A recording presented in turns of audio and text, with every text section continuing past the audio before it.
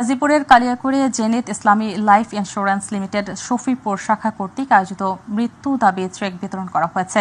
শুক্রবার উপজেলার আন্দারমানিক পূর্বপাড়া এলাকায় বীমার গ্রাহকদের নিয়ে এই অনুষ্ঠানের আয়োজন করা হয়।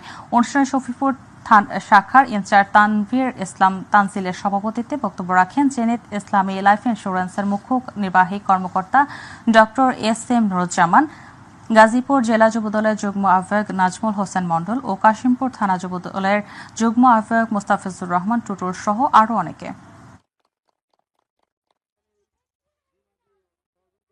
আপনি জেনে খুশি হবেন যে প্রায় আমরা 30 কোটি টাকার মতো আমরা এই ক্লেম পরিশোধ করেছি।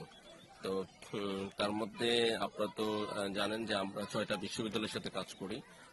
আমরা মানুষকে যে পেমেন্ট করার সময় আমরা চেষ্টা করি যে তাকে কোনো হয়রানি যাতে সে শিকার না হয়, সেই কাজটা আমরা আমরা 7 কর্মদিবসের মধ্যে আমরা মানুষের তার পাওনা টাকা পরিশোধ করে থাকি।